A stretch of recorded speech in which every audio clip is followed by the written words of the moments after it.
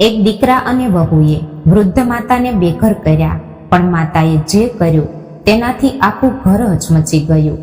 કારણ કે ક્યારેક ક્યારેક જિંદગી આપણને એવી જગ્યાએ લાવીને ઊભા કરી દે છે જ્યાં પોતાનું જ લોહી પારકું લાગવા માંડે છે. જે માતાએ પતિની શહાદત પછી પોતાની આખી જિંદગી દીકરાની ખુશીઓ પર લૂંટાવી દીધી, તે જ માતાને એક દિવસ સમજાયું કે ઘર બદલવા કરતા વધારે ખતરનાક દિલ બદલાઈ જવું હોય છે. અને પછી તે દિવસે જે થયું તેણે આખા સમાજને અરીસો બતાવી દીધો કે મમતા ઝૂકી શકે છે, પણ આત્મસન્માન ક્યારેય નહીં. મિત્રો, આ સાચી વાર્તા પ્રકાશપુરમ નગરની છે. એક શાંત, સુંદર અને આધુનિક શહેર જ્યાં ઊંચી ઊંચી ઇમારતોની વચ્ચે એક એવી માતા રહેતી હતી જેના દિલની ઊંચાઈ કોઈ પણ ઇમારત કરતા મોટી હતી. તે માતાનું નામ હતું સૌમ્યાજી. ઉંમર 60 વર્ષ, પણ હિંમત આજે પણ 25 વર્ષની યુવતી જેવી. ચહેરા પર શાંતિનો સૂર્ય અને આંખોમાં સંઘર્ષોની સમુદ્ર જેવી ઊંડાઈ. સંઘર્ષની શરૂઆત સૌમ્યાજીના લગ્ન અર્પણસિંહ સાથે થયા હતા, જે આર્મીમાં મેજર હતા. તેમના લગ્ન કોઈ ફિલ્મ જેવા નહોતા, પણ તેમાં પ્રેમ, ત્યાગ અને વિશ્વાસ બધું જ હતું. એક નાનો ક્વાર્ટર, 2 જોડી કપડાં અને 3 સપના. એક નાનું ઘર, એક સુખી પરિવાર અને એક ઉજ્જવળ ભવિષ્ય. લગ્નના 2 વર્ષ પછી સૌમ્યાજીને પુત્ર થયો, અનિરુદ્ધ. બસ તે ક્ષણ હતી જ્યારે સૌમ્યાજીએ વિચાર્યું કે હવે મારી દુનિયા પૂરી થઈ ગઈ. પણ મિત્રો, જિંદગી ક્યારેય કોઈની ખુશીને પૂરી રહેવા દેતી નથી. જ્યારે અનિરુદ્ધ 4 વર્ષનો થયો ત્યારે એક સવારે ફોન આવ્યો, જેને સાંભળીને સૌમ્યાજીના પગ નીચેથી જમીન સરકી ગઈ. અર્પણસિંહ દેશની સેવા કરતા શહીદ થઈ ગયા. તે એક ખબરે સૌમ્યાજીના જીવનને 2 ભાગમાં વહેંચી દીધું. પહેલો ભાગ જેમાં પતિનો ખભો હતો અને પછીનો ભાગ જેમાં માત્ર જવાબદારીઓનો બોજ. સાસરું શિવમ કુજ, એક મોટું હવેલી જેવું ઘર જ્યાં અર્પણના માતા પિતા, તેમનો મોટો ભાઈ અને ભાભી રહેતા હતા. પણ ત્યાં સૌમ્યાજીને વહુ નહીં, બસ એક બોજની જેમ જોવામાં આવ્યા. તેમને લાગતું હતું કે અર્પણની સરકારી સહાયતા રાશિ, પેન્શન અને ઘરની જમીન બધું તેમની હોવી જોઈએ. સૌમ્યાજીને ધીમે ધીમે આ અનુભવ થવા લાગ્યો કે આ ઘર દિવાલોથી નહીં પણ નજરોથી નાનું થતું જાય છે. પણ તેમણે એક વાત નક્કી કરી લીધી હતી, હું તૂટી નથી, બસ ઝૂકી છું. અને ઝૂકવું એ નબળાઈ નહીં પણ સમજદારી છે. અનુકંપના ધોરણે તેમણે સરકારી પ્રાથમિક શાળામાં શિક્ષિકાની નોકરી મળી ગઈ. હવે તે સ્કૂલ તેમનો પરિવાર હતો. અનિરુદ્ધ તે બાળક હતો જેના માટે તે પોતાના શ્વાસ બચાવીને રાખતા હતા. રાતભર અભ્યાસ અને દિવસભર નોકરી, પણ સૌમ્યાજીએ ક્યારેય ફરિયાદ ન કરી. સમય વીતતો ગયો, અનિરુદ્ધ મોટો થતો ગયો, તેના સપના પણ મોટા થતા ગયા. અનિરુદ્ધે મહેનતથી ભણ્યું અને અંતે મુંબઈ જેવા મહાનગરમાં સરકારી અધિકારી બની ગયો. આ સૌમ્યાજી માટે દુનિયાનું સૌથી મોટું ગૌરવ હતું. સંબંધોમાં આવેલી તિરાડ. પ્રકાશપુરમ નગરથી શહેર આવન જાવન મુશ્કેલ હતું, તેથી સૌમ્યાજીએ પોતાની પૈતૃક જમીન વેચીને અનિરુદ્ધ માટે સિગ્નેચર હાઇટ્સ સોસાયટીમાં 3 બેડરૂમનો ફ્લેટ ખરીદી લીધો. જ્યારે દીકરો સફળ થયો ત્યારે છોકરીના સંબંધોની લાઈન લાગી ગઈ, પણ સૌમ્યાજીએ પસંદ કરી કિરણ, એક સુંદર, ભણેલી, આધુનિક અને આત્મવિશ્વાસુ છોકરી. પહેલા કેટલાક મહિના ખૂબ જ પ્રેમાળ રહ્યા. કિરણ સૌમ્યાજીને માં કહીને બોલાવતી હતી. અનિરુદ્ધ પણ પોતાની માતાનું ધ્યાન રાખતો હતો. ઘરમાં હાસ્ય, રંગ અને પોતાપણું હતું. પણ મિત્રો, ખુશીઓનો સમય જેટલી જલ્દી આવે છે તેટલી જ જલ્દી તેનું અસલી રૂપ પણ દેખાવા લાગે છે. થોડા મહિનાઓ પછી કિરણનો અસલી સ્વભાવ સામે આવવા લાગ્યો. શોપિંગ, પાર્ટીઓ, ક્લબ, યોગ સ્ટુડિયો, કેફે, તેને બસ આ જ બધું ગમતું હતું. ઘરની સાદગી તેને ગામડાનું વાતાવરણ લાગતી હતી. અને ધીમે ધીમે તેણે અનિરુદ્ધના મનમાં ઝેર પણ ઘોળવાનું શરૂ કરી દીધું. તમારી મમ્મી ખૂબ જૂના વિચારોની છે, તેમને આપણા સ્ટાન્ડર્ડ પ્રમાણે ચાલવું જોઈએ, આટલો ખર્ચો કરાવે છે છતાં મદદ નથી કરતી. આવી વાતો અનિરુદ્ધ રોજ સાંભળતો અને રોજ થોડો થોડો બદલાતો જતો. જે દીકરા માટે સૌમ્યાજીએ આખી દુનિયા છોડી હતી, તે જ દીકરો હવે માતાને એક જવાબદારીથી વધારે કંઈ સમજતો નહોતો. ઘણીવાર સૌમ્યાજી કંઈ કહેવા માંગતા, પણ તેમની વાણી હંમેશા દિલ સુધી જતી, દિમાગ સુધી નહીં.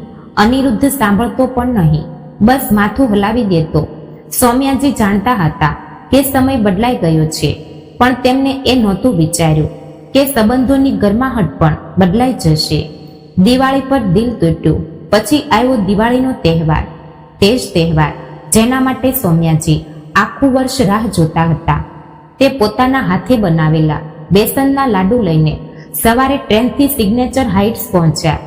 દરવાજો કિરણે ખોલ્યો. ચહેરા પર એક ઔપચારિક ભાવ, પણ નજરમાં ન પોતાપણું હતું, ન ખુશી. અરે મમ્મીજી આવી ગયા, કહી દેતા તો અમે તૈયારી કરી લેત.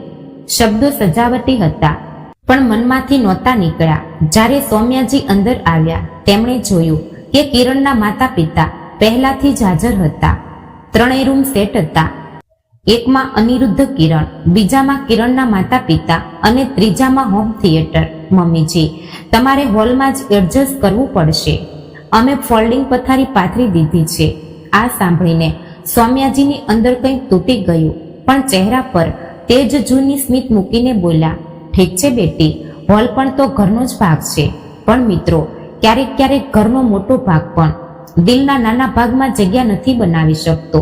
તે રાત્રે સિગ્નેચર હાઇટ્સમાં દીવાઓની રોશની હતી, ફટાકડાનો અવાજ હતો, મીઠાઈઓની ખુશ્બુ હતી, પણ હોલના એક ખૂણામાં બેઠેલા સૌમ્યાજીની સાથે માત્ર તન્હાઈ હતી.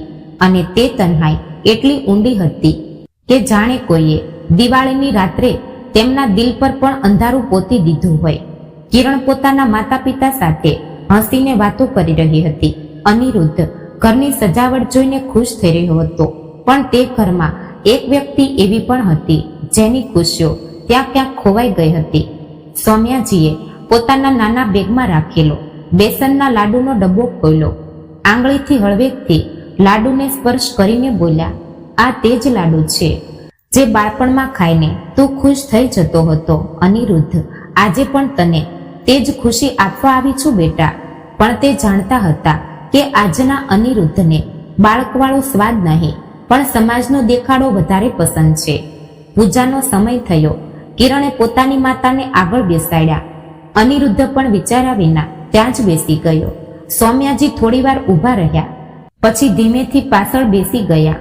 પૂજાની ઘંટડીઓ વાગી રહી હતી, પણ સૌમ્યાજીની અંદર એક મૌન વાગી રહ્યું હતું. એક એવું મૌન જે કોઈ પણ અવાજ કરતા વધારે દર્દ આપે છે. જ્યારે બધા આરતી કરી રહ્યા હતા, કિરણે ક્યારેય પાછળ ફરીને ન જોયું કે તેની સાસુ ક્યાં બેઠા છે. અનિરુદ્ધ પણ બસ તે જ કરતો રહ્યો જે તે યોગ્ય લાગતું હતું. પત્ની ખુશ છે તો બધું બરાબર છે. આરતી પછી કિરણ પોતાની માતા સાથે સેલ્ફી લઈ રહી હતી. અનિરુદ્ધ ફટાકડા બતાવી રહ્યો હતો, પણ કોઈએ ન જોયું કે હોલના ખૂણામાં બેઠેલા સૌમ્યાજી પોતાના જ પડછાયાને પાર કરવાની કોશિશ કરી રહ્યા હતા. તે રાત્રે ફોલ્ડિંગ પથારી પર સૂઈને સૌમ્યાજીએ છતને જોઈ. મૌન છત પર તેમના જીવનની તસવીરો ઉતરતી ગઈ. અનિરુદ્ધનું પહેલું પગલું, પહેલો સ્કૂલ યુનિફોર્મ, પહેલો પગાર અને આજે પહેલી વાર માતાથી અંતર. એક નાનું દિલ ઘણું બધું સહન કરી લે છે, પણ જ્યારે તે જ દિલ પોતાના જ બાળકોને કારણે આહત થઈ જાય તો તે દર્દ કોઈ ઘા કરતા પણ વધારે ઊંડું હોય છે. આત્મસન્માનનો નિર્ણય. બીજી સવારે કિરણ પોતાની માતા સાથે ચા પી રહી હતી. અનિરુદ્ધ સોફા પર બેસીને ઓફિસની ફાઇલો ખોલી રહ્યો હતો. ઘરમાં દિવાળીની શાંતિ હતી, પણ સૌમ્યાજીના મનમાં એક તોફાન ઉઠી રહ્યું હતું. ધીમે ધીમે તે અનિરુદ્ધ પાસે ગયા. તેની ચાલમાં થાક નહીં, પણ એક નિર્ણયની દ્રઢતા હતી. બેટા, થોડી વાર બેસ, મારે તારી સાથે વાત કરવી છે. અનિરુદ્ધે આશ્ચર્યથી તેમને જોયા. સૌમ્યાજીએ ખૂબ જ શાંત સ્વરે કહ્યું, અનિરુદ્ધ, તને આ ઘરની અસલી કિંમત ક્યારેય સમજાય જ નહીં. અનિરુદ્ધ અચકાયો. શું મતલબ છે માં? ત્યારે સૌમ્યાજીનો અવાજ વર્ષોના દર્દને ચીરતો બહાર આવ્યો. જે જમીન વેચીને મેં આ ફ્લેટ ખરીદ્યો હતો, તે તારા પિતાની મહેનત, તેમના સપનાઓ અને મારા ત્યાગની ઓળખ હતી. મેં મારી બધી બચત, મારી પૈતૃક જમીન, મારા હિસ્સાનો હક બધું જ તારા નામે કરી દીધું હતું. ક્યારેક એ વિચારીને કે વૃદ્ધાવસ્થામાં મારું એક પોતાનું ઘર હશે જ્યાં તું મને માથે બેસાડીશ. અનિરુદ્ધનો ચહેરો ઉતરી ગયો. તે કંઈ કહેવા માંગતો હતો પણ શબ્દો ગળામાં અટકી ગયા. સૌમ્યાજીએ કહ્યું, પણ હવે મને સાફ દેખાઈ રહ્યું છે બેટા, માનું સન્માન જો દીકરાની દયા પર ટકેલું હોય તો તે સન્માન નહીં અપમાન હોય છે. કિરણ અને તેના માતા પિતા બધાના ચહેરા સફેદ પડી ચૂક્યા હતા. સૌમ્યાજીએ ફોલ્ડિંગ પથારી પરથી પોતાનો નાનો બેગ ઉઠાવ્યો. બસ તે જ બેગ જેમાં તેમણે 2 જોડી કપડાં અને બેસનના લાડુ રાખ્યા હતા. હું જઈ રહી છું બેટા. તેમનો અવાજ પથ્થર જેવો દ્રઢ હતો. હવે પોતાના માટે નહીં પણ પોતાના આત્મસન્માન માટે. કિરણે ગભરાઈને કહ્યું, મમ્મીજી તમે આમ કેવી રીતે? સૌમ્યાજીએ હાથ ઊંચો કરીને તેને રોકી દીધી. બેટી, સન્માન ત્યાં જ આપવામાં આવે છે જ્યાં તેની કદર હોય. જ્યાં કદર ન હોય ત્યાં માં પણ બોજ બની જાય છે. અને આટલું કહીને તે દરવાજા તરફ વધી ગયા. અનિરુદ્ધ પાછળ પાછળ આવ્યો પણ સૌમ્યાજીએ પાછળ ફર્યા વિના કહ્યું, ઊભો રહે અનિરુદ્ધ. આજે મારી પીઠ પર જે બોજ છે તે મારો નહીં તારો છે. લિફ્ટમાં જતા તેમની આંખોમાં આંસુ નહોતા પણ એક દ્રઢ નિશ્ચયની ચમક હતી.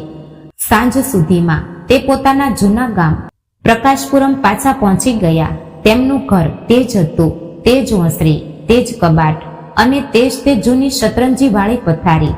પણ આ વખતે હવામાં પોતાપણું હતું, કાનૂની લડાઈ અને પુત્રનો પસ્તાવો.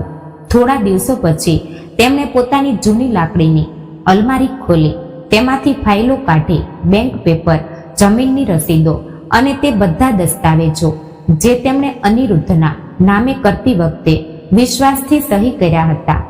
તેમણે ચશ્મા ઠીક કર્યા અને એક એક પાનું ખૂબ ધ્યાનથી જોવા લાગ્યા. તેમને ખબર હતી કે હવે સમય આવી ગયો છે પોતાના હકને પાછો લેવાનો. તેમણે વકીલ વિજય શર્માને બોલાવ્યા. તે આવ્યા, ફાઇલો જોઈ અને આશ્ચર્યથી બોલ્યા, માજી તમે ટેન્શન ન લો, આ આખો ફ્લેટ કાયદેસર રીતે તમારો જ છે. પેમેન્ટ તમારા અકાઉન્ટમાંથી થયું છે. માલિકી હક તમારો છે. કાયદો તમારી સાથે ઊભો છે. સૌમ્યાજીએ ઊંડો શ્વાસ લીધો. મારે બદલો નથી જોઈતો બેટા, બસ મારો હક પાછો જોઈએ છે.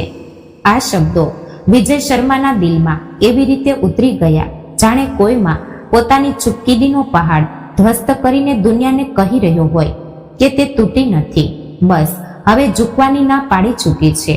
વિજય શર્માએ ફાઇલો સંભાળતા કહ્યું, માજી તમે બિલકુલ નિશ્ચિત રહો. કાયદો ખૂબ સ્પષ્ટ છે. જે ખાતામાંથી પેમેન્ટ થયું, જે નામે રજીસ્ટ્રી થઈ, ફ્લેટના માલિક તે જ હોય છે અને તે છો તમે સૌમ્યાજી. સૌમ્યાજી હળવેકથી હસ્યા. તે સ્મિત જીતનું નહોતું, તે વર્ષો પછી મળેલા આત્મસન્માનનું સ્મિત હતું. તેમણે ચાનો કપ હાથમાં લીધો. કપની ગરમી આંગળીઓ સુધી ઉતરતા જ તેમને અનુભવ થયો કે તેમની અંદર એક નવો સૂરજ ઉગી રહ્યો છે. તેમણે શાંત સ્વરે પૂછ્યું, હવે આગળ શું થશે બેટા? વિજયે તરત કહ્યું, સૌમ્યાજી આપણે એક લીગલ નોટિસ મોકલવી પડશે સિગ્નેચર હાઇટ્સમાં, જેમાં લખેલું હશે કે આ ફ્લેટ તમારો છે અને તમે તમારા અધિકારની વાપસી ઈચ્છો છો. સૌમ્યાજી થોડી ક્ષણ ચૂપ રહ્યા. આંખોની સામે અનિરુદ્ધનું બાળપણ તરી આવ્યું. તેમની આંગળીઓ પકડીને ચાલવું, રાત્રે ડરીને તેમના પાલોમાં છુપાવું, પહેલો પગાર લાવીને તેમના ચરણ સ્પર્શ કરવા. તેમણે આંખો બંધ કરી અને કહ્યું, નોટિસ મોકલી દો બેટા. જે દીકરાએ માને છોડી દીધી તેને ઓછામાં ઓછું એ તો ખબર પડે કે માં હજી પણ જીવતી છે અને મજબૂત પણ છે. બીજા જ દિવસે કુરિયર બોય સિગ્નેચર હાઇટ્સના ફ્લેટ A304ની બહાર ઊભો હતો. દરવાજો કિરણે ખોલ્યો. કુરિયર તેના હાથમાં પકડાવતા બોલ્યો, મેડમ લીગલ નોટિસ. લીગલ? કિરણની આંખો ફાટી ગઈ, ચહેરાનો રંગ ઉડી ગયો. અનિરુદ્ધ ઓફિસથી પાછો ફર્યો તો તેણે કિરણને રડતી જોઈ. શું થયું? કિરણે નોટિસ તેની તરફ ફેંકતા કહ્યું, જુઓ તમારી મમ્મીજીએ આપણને લીગલ નોટિસ મોકલી છે. ફ્લેટ પર તેમનો હક બતાવી રહી છે. અનિરુદ્ધના હાથ કંપવા લાગ્યા. તેણે નોટિસ ખોલી. દરેક શબ્દ તેના દિલ પર કોઈ ભારે હથોડાની જેમ પડી રહ્યો હતો. આ ફ્લેટની સંપૂર્ણ રકમ મારા બેંક ખાતામાંથી આપવામાં આવી છે. રજિસ્ટ્રી મારા નામ પર છે. હું મારી સંપત્તિનો પુનઃ અધિકારી છું. સૌમ્યા દેવી. અનિરુદ્ધનું મન હલી ગયું. તે સોફા પર બેસી ગયો. બંને હાથે માથું પકડીને કિરણ ચીસ પાડી. જોયું, હું કહેતી હતી ને, તમારા મમ્મી આપણને ફસાવી દેશે. હવે લોકો શું કહેશે? આપણું સ્ટેટસ, આપણું નામ. અનિરુદ્ધે અચાનક ગુસ્સામાં કહ્યું, બસ કર કિરણ, મારી મમ્મી આવી નથી. તે ક્યારેય પોતાનો હક ન માગત જો આપણે તેમને તકલીફ ન આપી હોત. કિરણ સ્તબ્ધ થઈ ગઈ. તે સમજી નહોતી શકતી કે શું થઈ રહ્યું છે. અનિરુદ્ધની આંખો માની યાદોથી ભીંજાઈ ચૂકી હતી. તેણે દિવાલ પર લાગેલી જૂની ફોટો જોઈ, જેમાં નાની આંગળી માની મોટી આંગળી પકડેલી હતી. આજે તે જ આંગળી માની પકડમાંથી સરકી ગઈ હતી. થોડીવાર પછી તે રૂમમાં પોતાને બંધ કરીને રડતો રહ્યો. અવાજ વિના, આંસુ લૂંચ્યા વિના, બસ પસ્તાવામાં તૂટતો રહ્યો. એ તરફ કિરણના માતા પિતા પોતાનો બેગ પેક કરવા લાગ્યા. તેમને સમજાઈ ગયું હતું કે હવે આ ઘરમાં શાંતિ નહીં રહે. બીજી તરફ પ્રકાશપુરમની શાંત ઓસરીમાં સૌમ્યાજી લાકડાની ખુરશી પર બેઠા હતા. હળવો તડકો પણ તેમના ચહેરા પર પડી રહ્યો હતો, જાણે જિંદગી તેમના પર નવો ઉજાસ વરસાવી રહી હોય. પડોશની વૃદ્ધ મહિલાઓ તેમની પાસે આવી અને બોલી, અરે સૌમ્યા, શહેરથી આમ વેરાન ચહેરા સાથે પાછા ફર્યા? બહુ ખોટું થયું તારી સાથે. સૌમ્યાજીએ હળવા સ્મિત સાથે કહ્યું, ખોટું નહીં બહેન, જરૂરી થયું. ક્યારેક ક્યારેક માણસે પોતાની ઇજ્જત પોતે પણ બચાવવી પડે છે. મમતાનું ઝૂકવું ઠીક છે, પણ આત્મસન્માનનું તૂટવું નહીં. તેમણે ચાનો કપ ઉઠાવ્યો અને બોલ્યા, હવે જોજો, આગળ જે થશે તે આખા સમાજને સમજાવી દેશે કે માનું દિલ મોટું હોઈ શકે છે, પણ હક ક્યારે નાનો નથી હોતો. ત્યારે જ તેમના ફોનની સ્ક્રીન ચમકી. સ્ક્રીન પર નામ હતું અનિરુદ્ધ. સૌમ્યાજીની આંગળીઓ હળવી ધ્રુજી ગઈ. દિલમાં જૂની યાદો જાગી ઉઠી, પણ તેને ખભા સીધા કર્યા, આંખોની નમી લૂછી અને કોલ રિસીવ કરતા પહેલા પોતાના અવાજને મજબૂત બનાવી લીધો. હવે વાત દિલથી નહીં, સન્માનથી થશે. તેમણે ફોન ઉઠાવ્યો. ફોનના તે છેડેથી તૂટેલો અવાજ આવ્યો, મમ્મી. આ બે શબ્દો અનિરુદ્ધે ખૂબ ધીમેથી કહ્યા, પણ તે બે અક્ષરોમાં પસ્તાવાનો ભૂકંપ હતો. થોડી ક્ષણ માટે બંને તરફ ખામોશી છવાઈ ગઈ. એક તરફ દીકરાના તૂટતા શ્વાસ અને બીજી તરફ માનું સંભાળતું આત્મસન્માન. સૌમ્યાજીએ શાંત સ્વરે કહ્યું, હા બેટા, બોલ. અનિરુદ્ધનો અવાજ કાંપી રહ્યો હતો, મમ્મી, હું ખોટો હતો, ખૂબ ખોટો. તમે જ મને ઊભો કર્યો અને હું જ તમને પાડતો રહ્યો. શબ્દો અટકીને નીકળી રહ્યા હતા, જાણે દરેક વાક્ય પોતાની સાથે એક નવો બોજ લઈને આવી રહ્યું હોય. સૌમ્યાજીએ આંખો બંધ કરી. દિલમાં જૂના ઘા ફરી ઉભરી આવ્યા, પણ તેમણે પોતાને સંભાળ્યા. બેટા, રડ નહીં, મેં તને માફ કરી દીધો છે. આ સાંભળીને અનિરુદ્ધ વધુ રડી પડ્યો. મમ્મી, હું તમને લેવા આવવા માંગુ છું. તમારા વિના આ ઘર નથી રહ્યું મમ્મી. તમે નોટિસ કેમ મોકલી? કેમ? સૌમ્યાજીનો સ્વર એટલો શાંત અને દ્રઢ હતો કે જાણે હવા પણ થંભી ગઈ હોય. બેટા, નોટિસ તારા માટે નહોતી, તારી વિચારસરણી માટે હતી. તને યાદ કરાવવા માટે કે માનું દિલ મોટું હોય છે, પણ માનો હક તેનાથી પણ મોટો હોય છે. અને જ્યારે કોઈ પોતાના હકથી પણ હાથ ધોઈ બેસે છે તો તેને જગાડવું પડે છે બેટા. તેથી મોકલી હતી. ફોનના તે છેડે અનિરુદ્ધ થોડી સેકન્ડ સુધી બોલી ન શક્યો. તેના દિલમાં જે ભારેપણું હતું તે પહેલીવાર બહાર નીકળી રહ્યું હતું. થોડી ક્ષણ પછી તેણે કહ્યું, મમ્મી, એકવાર ઘર પાછા આવી જાઓ. કિરણ પણ પસ્તાવો કરી રહી છે. તે આજે રડતા રડતા કહી રહી હતી કે મેં મમ્મીજીને ક્યારેય સમજા જ નહીં. મમ્મી, અમે બંને બદલાઈ ગયા છીએ. કૃપા કરીને એકવાર મોકો આપો. સૌમ્યાજી હસ્યા નહીં, બસ હળવેકથી સ્મિત કર્યા. તે સ્મિત મમતાનું નહીં, પરીક્ષા લેનારું હતું. ઠીક છે બેટા, હું વિચારીશ. નિર્ણય ઉતાવળમાં નથી લેવાતો. સમયની સાથે જ સાચો રસ્તો દેખાય છે. અનિરુદ્ધે વિનંતી ભર્યા સ્વરે કહ્યું, હું કાલે જ પ્રકાશપુરમ આવી રહ્યો છું તમને મળવા. સૌમ્યાજીએ ધીમેથી કહ્યું, આવી જા બેટા, મળવામાં શું વાંધો છે? બસ એક વાત યાદ રાખજે, હું બદલાઈ ગઈ છું. હવે હું તે સૌમ્યા નથી જે દરેક વાત પર ઝૂકી જતી હતી. હવે હું મારા સન્માન સાથે બેસું છું. અનિરુદ્ધ કંઈ ન બોલ્યો, બસ તેની સિસકારીઓ સંભળાતી રહી. બીજા દિવસે પ્રકાશપુરમના તે સ્કૂલની બહાર એક કાળી કાર આવીને ઊભી રહી. બાળકો ઉત્સાહથી બોલ્યા, મેડમજી, કોઈ મોટા સાહેબ આવ્યા છે તમને મળવા. સૌમ્યાજી ઓસરીમાં ઊભા હતા. ધીમે ધીમે કારનો દરવાજો ખુલ્યો અને ઉતર્યો અનિરુદ્ધ. ચહેરો થાકેલો, આંખોમાં નમી, હાથમાં મીઠાઈનો ડબ્બો અને એક થેલી. તે આગળ વધ્યો, ધીમેથી કહ્યું, મમ્મી, હું તમને લેવા આવ્યો છું. સૌમ્યાજીએ તેને ધ્યાનથી જોયો. પહેલીવાર તેમને લાગ્યું કે ક્યાંક અંદરથી તે એ જ નાનો અનિરુદ્ધ છે જે ક્યાંક ડરીને તેમના પાલોમાં છુપાતો હતો. તેમણે શાંત સ્વરે કહ્યું, ઘર તો હંમેશાથી હતું બેટા. બસ તે જમીને મજબૂતી છોડી દીધી હતી અને દિવાલો નબળી બનાવી દીધી હતી. અનિરુદ્ધની આંખોમાં આંસુ વહેવા લાગ્યા. મમ્મી, મેં બધું ખોઈ દીધું. મારી શાંતિ, મારું ગર્વ અને સૌથી દર્દની વાત, તમારો વિશ્વાસ. તે સમયે કિરણ કારમાંથી ઉતરી, ચહેરો શરમથી ઝૂકેલો, ધીમેથી બોલી, માજી, મેં તમારી જગ્યા ન સમજી. હું વહુ બનીને નહીં, ઘરની માલકીન બનીને રહી. માજી, મને માફ કરી દો. સૌમ્યાજીએ તેને જોઈ. તેમની આંખોમાં કઠોરતા નહોતી, બસ અનુભવની ચમક હતી. કિરણ, ભૂલ કરવી ખરાબ નથી હોતી. ભૂલ પર અડગ રહેવું ખરાબ હોય છે. જો તું ખરેખર બદલવા માંગે છે તો ઘર પહેલા દિલમાં બનાવ, રૂમમાં નહીં. કિરણ રડતા રડતા તેમના પગમાં બેસી ગઈ. અનિરુદ્ધે માના હાથ પકડી લીધા. ત્રણેય એક ક્ષણ માટે બસ ખામોશ ઊભા રહ્યા. તે ખામોશીમાં પાછલા બધા ઝઘડા, બધી ગેરસમજો ધીમે ધીમે શાંત થઈને વિલીન થતી ચાલી ગઈ. થોડા દિવસો પછી સિગ્નેચર હાઇટ્સની તે જ સોસાયટી જ્યાં ક્યારેક સૌમ્યાજી માટે જગ્યા નહોતી, આજે ફૂલોથી સજાવાઈ ગઈ. જ્યારે તે ગેટ પર ઉતર્યા, કિરણે આરતીની થાળી લઈને તેમનું સ્વાગત કર્યું. માજી, હવે આ ઘર ખરેખર તમારું છે. અનિરુદ્ધે ધીમેથી કહ્યું, મમ્મી, આ વખતે અમે દિવાલ નહીં, દિલ મજબૂત કરીશું. સૌમ્યાજી ઘરમાં દાખલ થયા, જ્યાં ક્યારેક તેમને હોલમાં ફોલ્ડિંગ પર સુવડાવવામાં આવ્યા હતા. આજે તે જ હોલ ફૂલો અને રોશનીથી ભરેલો હતો. તે હસ્યા. એક ઊંડું, સાચું, આત્માને હળવી કરી દેનારું સ્મિત.